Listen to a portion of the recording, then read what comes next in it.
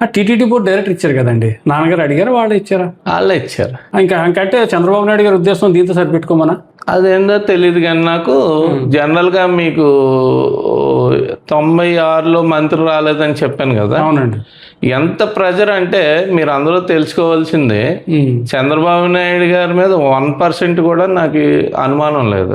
ఎందుకంటే 96లో ఈ రోజుకి ఇది చరిత్ర. ఇది ఈనాడు పేపర్ చూసుకున్నట్టయితే ప్రింటింగ్ ఈనాడు మొదలైతే ఏదో ఎన్ని గంటలు మొదలవుతుంది, 9, 10 గంటలకు 11 గంటలకు వార్తలు 11:15 మొదలవుద్ది కదా. 1 గంట దాకా ప్రింట్ అయిన పేపర్లో జ్యోతుల్ నెహ్రూ, 1 గంట తర్వాత నుంచి మాట్లాడిన ప్రింట్ అయిన పేపర్లు మెటల్ సత్యనారాయణ వచ్చిందంటే ఏ స్థాయిలో మారుంటుంది? అది పై స్థాయిలో మారిపోయిందండి.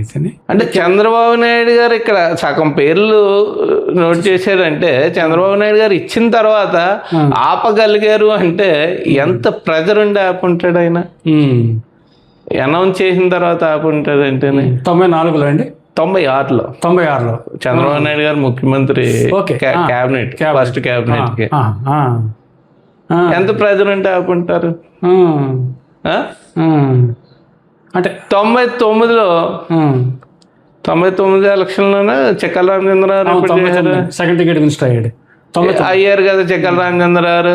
రామారావు గారితో ఉండిపోయి లక్ష్మీపార్వతి పార్టీలో పోటీ చేసి మళ్ళీ మంత్రి ఇచ్చారంటే ఆయన పార్టీ మారితే మంత్రి. ఇప్పుడు పార్టీ మారకపోతే వచ్చేసిన అనే పెద్ద మనుషులందరికీ నేను అడిగే ప్రశ్న ఏంటంటే, ఆ రోజు చెక్కల రామచంద్రరావు గారు లక్ష్మీపార్వతి పార్టీలో పోటీ చేసిన తర్వాత కూడా ఆయనకు మంత్రి ఇప్పించారు అంటే ఎంత ప్రెజర్ ఇప్పించి చంద్రబాబు నాయుడు గారి మీద ఎంత ప్రెజర్ పెట్టి ఇప్పించారు?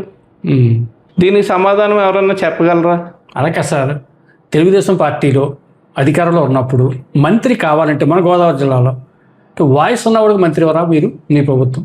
ఇప్పుడు రామచంద్రరావు అంటే అలా ఇవ్వనివ్వట్లేదనే నేను చెప్తున్నాను. ఇక్కడ చంద్రబాబు నాయుడు గారిని నేను బ్లైమ్ చేయట్లేదు, చంద్రబాబు నాయుడు గారి మీద ప్రెజర్లు పెట్టి చేస్తున్నారు ఇదంతానే. అంటే ఈ జిల్లా నాయకులు ఖచ్చితంగానే. ఎందుకంటే జ్యోతుల్ నెహ్రూ గారు అనే వ్యక్తి నిరంతరం కింద స్థాయి క్యాడర్లో పనిచేసే వ్యక్తి, కింద స్థాయి మాస్ లీడర్గా పనిచేసే వ్యక్తి, ప్రతి ఒక్కరిని కూడా పేరు పెట్టి ఆప్యాయంగా పలకరించే వ్యక్తి. అటువంటి వ్యక్తి మంత్రి ఉందంటే రాష్ట్ర స్థాయిలో ఒక ఇది వచ్చేస్తుంది, తట్టుకోలేము అన్న ఆలోచనతో తప్పితే ఇంకోటి కాదు. ఆయన మీద ప్రెజర్ పెట్టి అలాగే ఆపుతున్నారు. ఎంతవరకు ఆపుతారో చూద్దాం జనాలు. కానీ ఎవరైతే నాన్నగారి మీద ప్రజలు పెట్టి ఆపుతున్నారు అని ఒక వ్యక్తి మనం అనుకుంటున్నామో, అంటే ప్రజల్లో టాక్ ఉందో, రామకృష్ణ గారు దానికి రామకృష్ణ గారు ఇప్పుడు అతను కూడా పార్టీలో సరైన స్థానం లేదు కదా. ఆయన స్థానం గురించి మనం ఎవరో మాట్లాడడానికి సరిపోం. తెలుగుదేశం పార్టీ ఆయనకి ఇచ్చిన విలువ కానీ, ఆయనకి ఇచ్చిన పదవులు కానీ, ఈ తెలుగుదేశం పార్టీలో 83 నుంచి కష్టపడిన ఎవరికి వచ్చింది ఎవరికి రాలేదని చూసుకుంటే మొట్టమొదటి స్థానంలో రామకృష్ణ గారు అనే వ్యక్తి ఉంటారు. రమారమి 37 సంవత్సరాలు క్యాబినెట్ ర్యాంక్ ఇచ్చింది ఆయనకి, గవర్నమెంట్ ఉన్నా లేకపోయినానే. 37 సంవత్సరాలు క్యాబినెట్ ర్యాంక్ చేసిన వ్యక్తి ఈ దేశంలోనే ఎవరు ఉండరు నాకు తెలిసి. జనరల్ గా Guinness book of world record అయ్యి ఉంటుంది ఆయనకి. నీకు గవర్నమెంట్ లేకపోయినా పిఎస్సి కమిటీ చైర్మన్ లేకపోతే ఇంకోటి అపోజిషన్ లీడర్ ఏదో ఒకటి క్యాబినెట్ ర్యాంక్ తో 37 సంవత్సరాలు ఆయన్ని నెత్తి మీద పెట్టి చూసింది. ఈ రోజు కూడా మీరు రామకృష్ణ గారిని ఎందుకు పక్కన పెట్టారా అని అడుగుతున్నారు మీరు. వాళ్ళ అమ్మాయికి సీట్ ఇచ్చింది, అల్లుడికి విప్ ఇచ్చింది.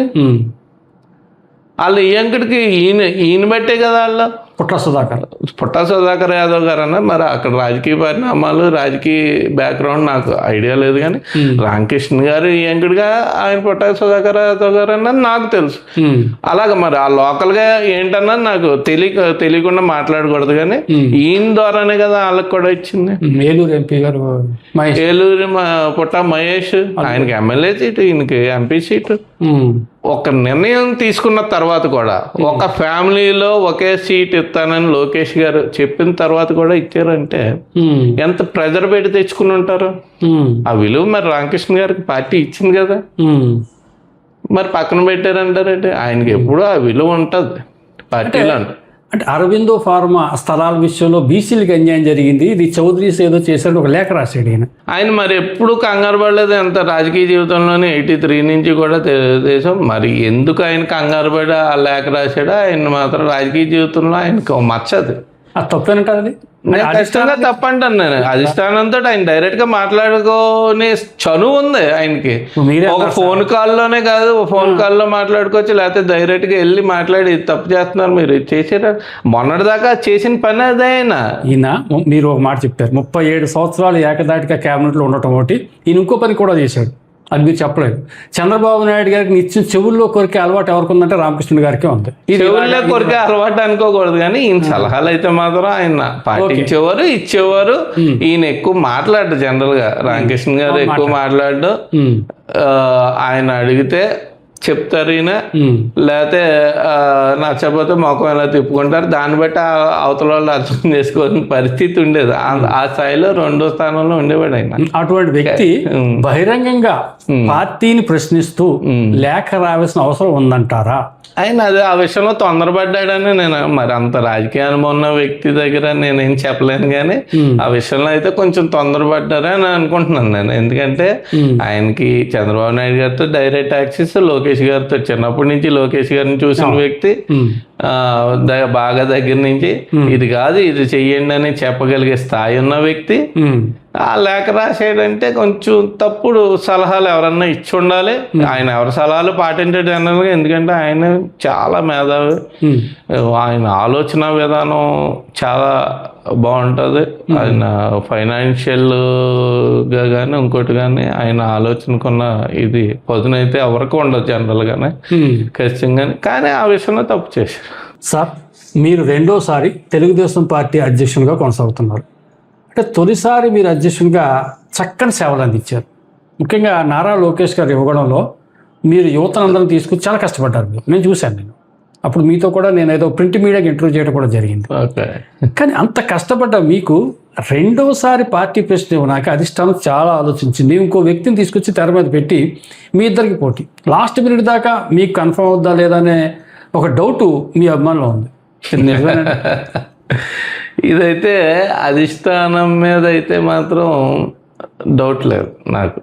అది కూడా లోకల్గా చేసిందంటారా? కాదు కాదు కాదు, నేను చెప్పేదానండి. జనరల్గా రెండోసారి అంటే అధికారంలో ఉండగా జిల్లా ప్రెసిడెంట్కి అంత వాల్యూ ఉండదు. ఎందుకంటే అపోజిషన్లో ఉన్నప్పుడు మనం చేసేదే శాసనం, మనం మీటింగ్ సక్సెస్ చేసుకోవడానికి అన్ని కష్టం పడితే ఎంత కష్టపడితే అంత ఎక్స్పోజ్ అవుతాం. అధికారం వచ్చిన తర్వాత ప్రతి నియోజకవర్గానికి ఎమ్మెల్యే ఉంటారు పార్టీ తరపునే. జిల్లా ప్రెసిడెంట్ పాత్ర చాలా వరకు తగ్గిపోతుంది. చాలా వరకు అంటే 80% తగ్గిపోతుంది.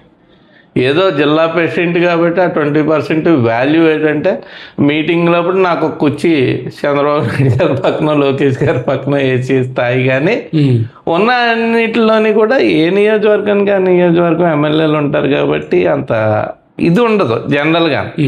ఇప్పుడు ఏదో మన లోకేష్ గారు చెప్పడం మీరే నడిపిస్తారు అంటున్నారు, కానీ నేను చూసిన పూర్వం నుంచి చూస్తున్నాను, నాన్నగారి దగ్గర నుంచి కూడా ఆ వేరియేషన్ అయితే మాత్రం కనపడుతుంది.